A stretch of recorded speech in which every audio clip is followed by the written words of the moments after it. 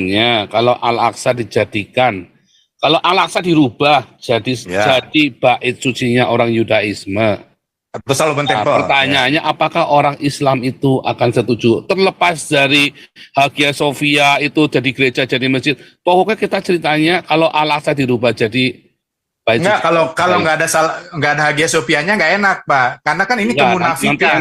Nanti enak. Karena begini, mau apapun, itu kan wilayahnya orang Israel. Mau dirubah, mau diapa, suka-suka dia. Emang lu siapa? Mau Islam, mau Buddha, mau Hindu? Pertanyaannya. Nanti tuh orang Islam akan meminta dukungan kepada orang Kristen. Bahwa orang Israel itu biadab. Karena merubah tempat sucinya. Padahal ketika tempat suci orang Kristen dirubah jadi masjid, mereka diam aja.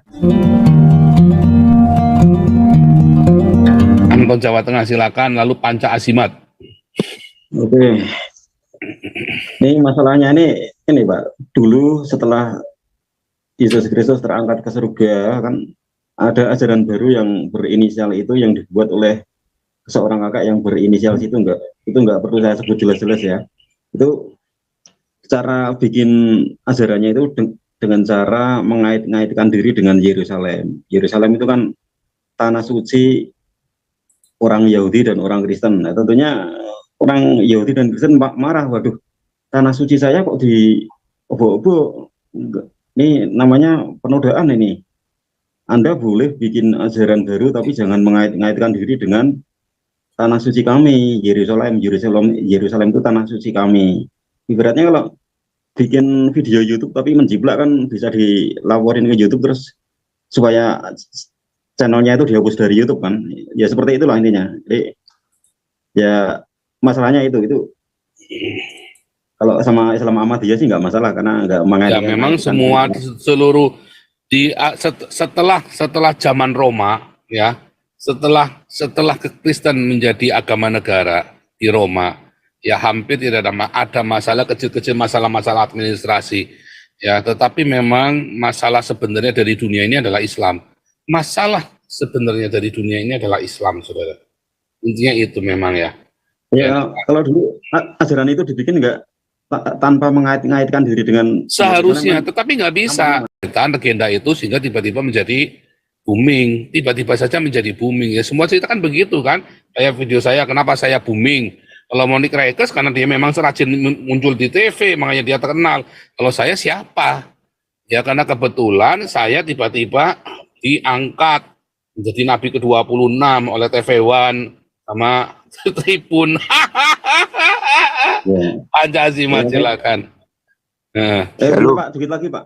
Ya, ini kemarin pas Pak Ponto nge-live di channel ini ada seorang kadrun masuk, dia pikirannya kan anggap saja masih kotor gitulah ya.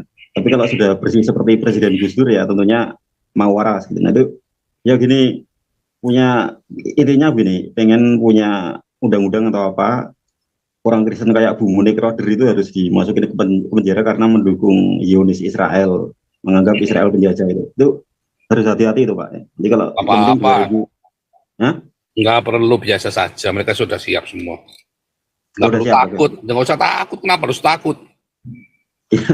Bu Monique Roder kan itu nggak perlu takutin, nggak perlu kita ngomong jangan menyebarkan roh ketakutan, nggak perlu takut ya. Nggak perlu takut ya. Makanya sebarkan video saya semua saudara, potong-potong sebarkan sampai Jokowi dengar. Ini pelajaran khusus buat Jokowi saudara ya. Ya, Panca Asimat silakan. Shalom. Selamat malam. Malam. Saya mau tanya Pak Paul. Apa sih relevansinya Kristen dengan Yerusalem itu? Nggak ada. Kristen ya? Ya. Nggak ada. Nggak ada, tidak perlu juga. Berarti sebenarnya orang Kristen ini udah nggak perlu lagi ke Yerusalem kan? Nggak perlu, nggak perlu. Nggak perlu. Berarti nggak perlu lagi kita semacam perang salib atau membebaskan. Apalagi nggak boleh. Nggak boleh. Perang salib itu adalah sebuah kebodohan yang diambil sama Paus Urban ya di tahun menjelang tahun 1000.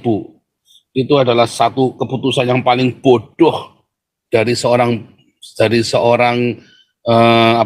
seorang pemimpin dari sebuah ajaran kasih yang nyuruh perangi, bunuh-bunuh. Itu adalah sebuah kesesatan.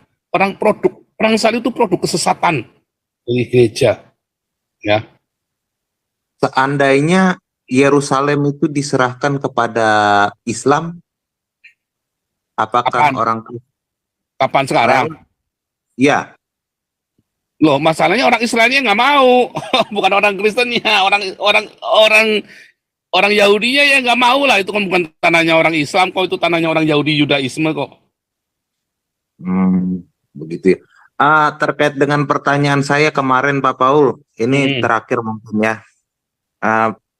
Pak Paul kan mengatakan bahwa perjuangan bangsa Israel pada saat ini dalam mendirikan sebuah negara merupakan perbuatan dari hasil manusia dan bukan hasil dari Tuhan ya. Seandainya Salah. Bukan pemberian Inggris, yang kamu tanyakan pemberian Inggris. bukan hasil dari tindakan manusia. Bukan pemberian Inggris. Yang kemarin saya jelaskan, perjuangan bangsa Israel ya sampai dia menjadi negara kembali, memperoleh kembali tanahnya, bukan merdeka ya, memperoleh kembali tanahnya, itu adalah sebuah perjuangan, bukan pemberian dari Inggris, Balfour. Kan kamu kemarin sebut Balfour. Tetapi kalau bilang dari Tuhannya mereka, oh iya, Jehovah Elohim mereka kan sudah dinubuatkan di dalam Yesaya, di dalam Amos, di dalam Zakaria, di dalam kitab Perjanjian Lama, ya di para nabi, ketika mereka mau dibuang, kan sejak tahun 700 itu kan sebelum Masehi, 10 suku Israel lenyap.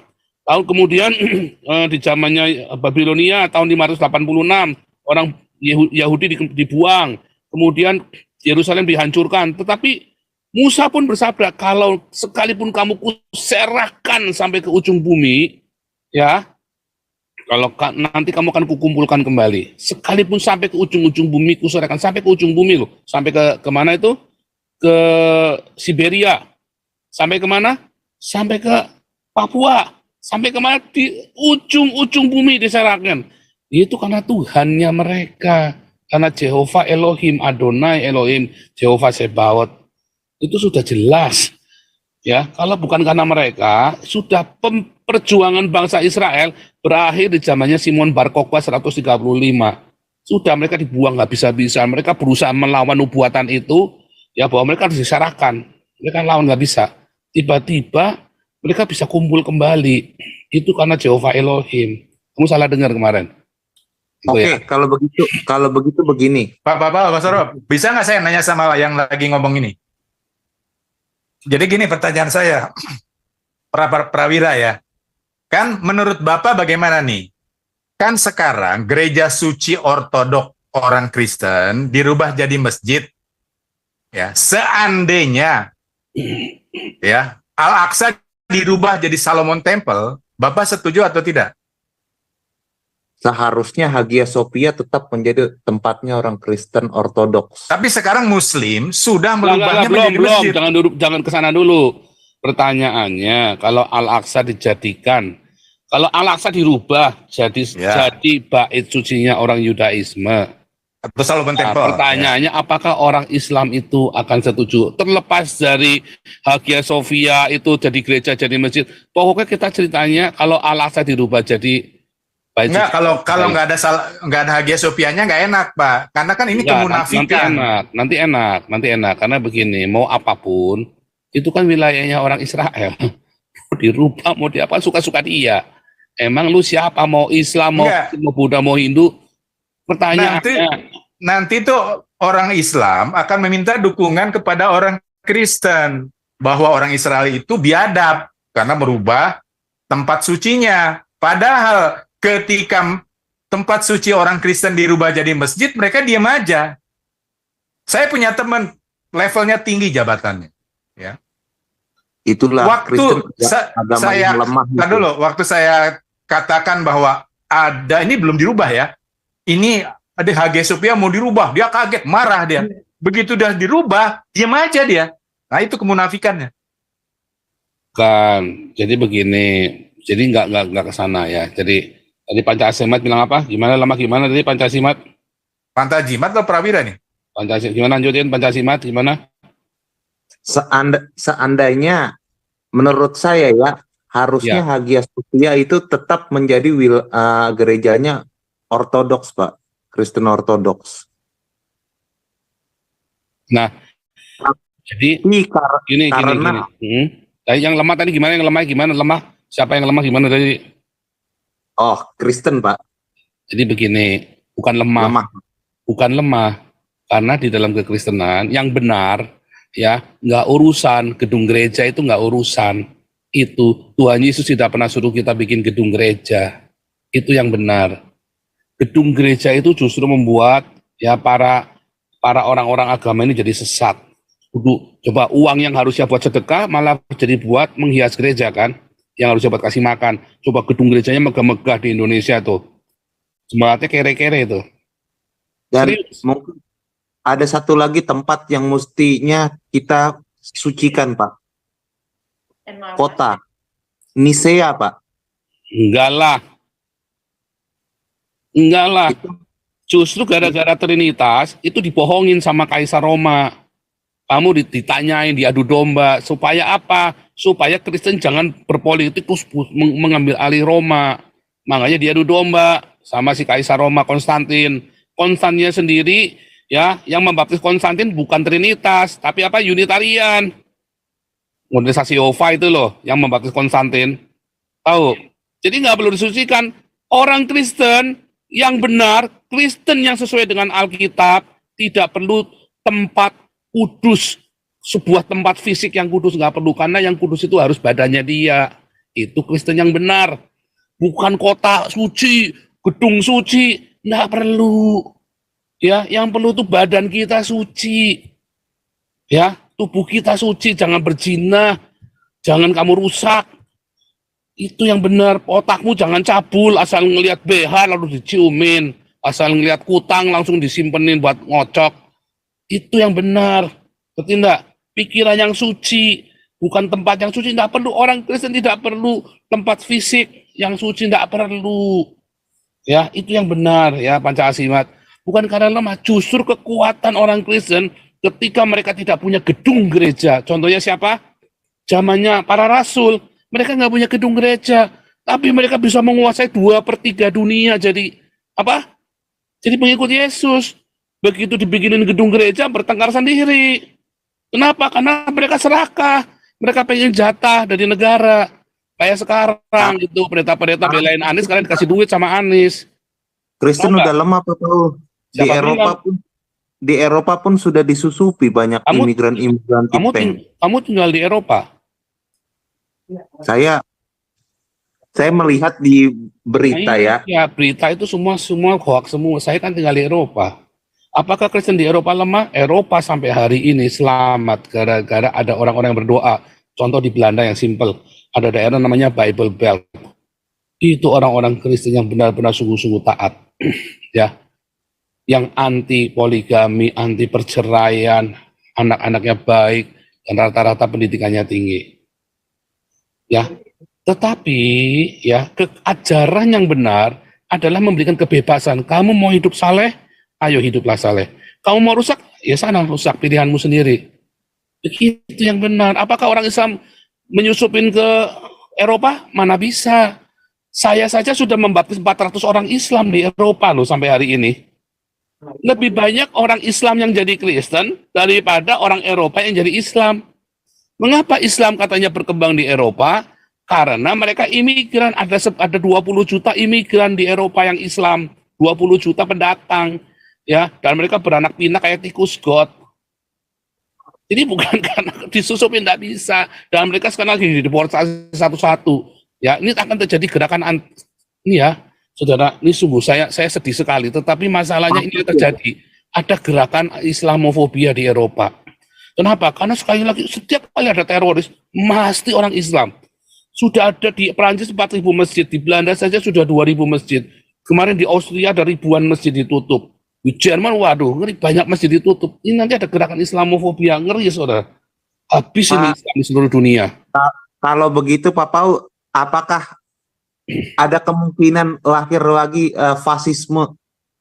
Nggak bisa, karena orang Eropa trauma dengan fasisme. Karena korbannya mereka juga korban. Jadi yang terjadi adalah Islamofobia, lalu orang-orang ini mendapat enggak.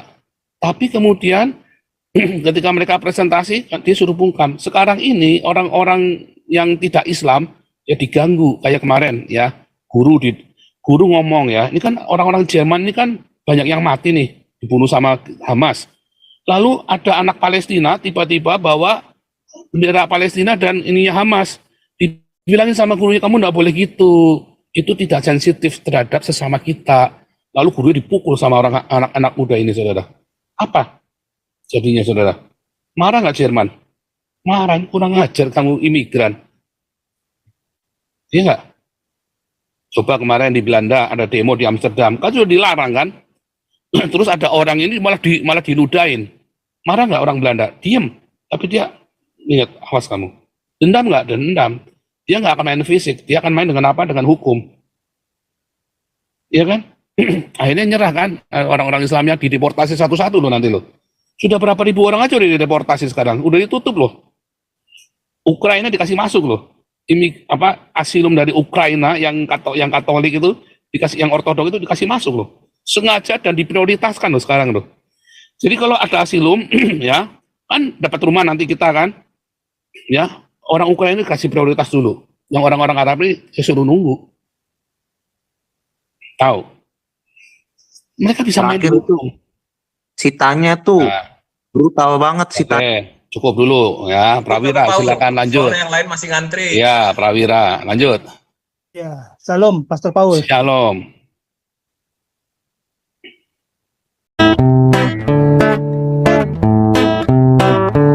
Kau bilang kau menang debat lawan domba yang sesat. Kau bilang banyak yang tobat.